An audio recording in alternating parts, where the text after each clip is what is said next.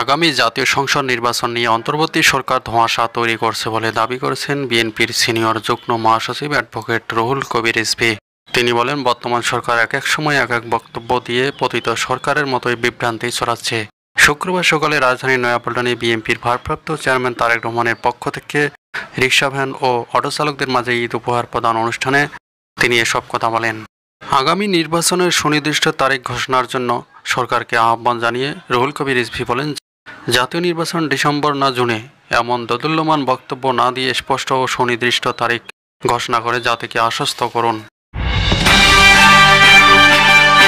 একদিনের জন্য হলেও সংসদ সদস্য হতে চান কন্টেন্ট ক্রিয়েটর আশরাফুল হোসেন আলম ওরফে হিরো আলম। গতকাল বৃহস্পতিবার আশরাফুল হোসেন তার ভেরিফাইড ফেসবুক পেজে এই দাবি জানান। হিরো আলম 2023 সালে অনুষ্ঠিত বগুড়া 4 কাহালু ও নন্দীগ্রাম বগুড়া 6 সদর ঢাকা 17 আসনে উপনির্বাচনে অংশ নেন। ওই 3 আসনে নিজেকে বিজয়ী ঘোষণার দাবি জানান। হিরো আলম ফেসবুক পোস্টে লিখেছেন, যেহেতু সিরাককে ঢাকা দক্ষিণ সিটির মেয়র ঘোষণা করা হয়েছে, হিরো আলমকে ঢাকা 17, বগুড়া 4 ও 6 আসনের এমপি পদ ফিরিয়ে দেওয়া হোক। আমি তো অনেক নির্যাতিত হয়েছি। পরে আরেকটি পোস্টে তিনি লিখেছেন, আওয়ামী লীগের আমলে অনেকেই বনে জঙ্গলে ঘুরেছে, সে সময় আমি নির্বাচন করেছি।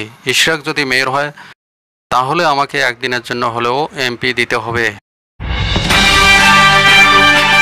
মিয়ানমারে আজ শুক্রবার পরপর 2টি ভূমিকম্প হয়েছে। বাংলাদেশ সহ দক্ষিণ পূর্ব এশিয়ার 6টি দেশের প্রভাব অনুভূত হয়েছে। আজ দুপুর 12:21 কেঁপে ওঠে রাজধানী সহ দেশের বিভিন্ন স্থান।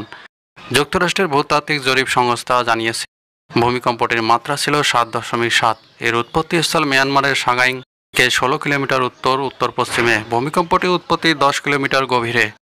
ইউএসজিএস জানিয়েছে, স্থানীয় সময় দুপুর 12:20 আঘাত হানা ভূমিকম্পের প্রভাব পড়েছে Bangladesh, Bharat, Laos, Myanmar, Thailand এবং চীন। বাংলাদেশ ও চীনের মধ্যে অর্থনৈতিক ও প্রযুক্তিগত সহযোগিতার বিষয়ে একটি চুক্তি এবং 8টি সমঝোতা স্মারক স্বাক্ষরিত হয়েছে।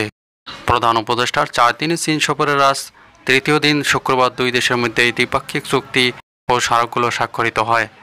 সমঝোতা স্মারকগুলোর মধ্যে রয়েছে 2 দেশের কালজয়ী সাহিত্য শিল্পকর্মের অনুবাদ ও সৃজন, সাংস্কৃতিক ঐতিহ্য, খবর আদান প্রদান, গণমাধ্যম, ক্রীড়া ও স্বাস্থ্য খাতে বিনিময় সহযোগিতা।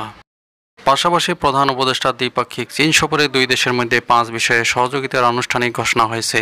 এগুলো হলো বিনিয়োগ আলোচনা শুরু করা, চীনের বিশেষায়িত অর্থনৈতিক অঞ্চল চালু, মংলা বন্দরের আধুনিকরণ ও সম্প্রসারণ, একটি রোবট ফিজিওথেরাপি ও পুনর্বাসন কেন্দ্র নির্মাণ এবং একটি কার্ডিয়াক সার্জারি কারি অনুদান।